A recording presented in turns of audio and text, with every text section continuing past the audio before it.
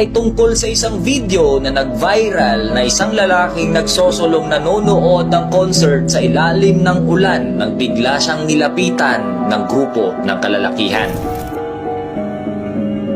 At sa videong ito rin ay makikita mo ang kakaibang trip ng grupong ito.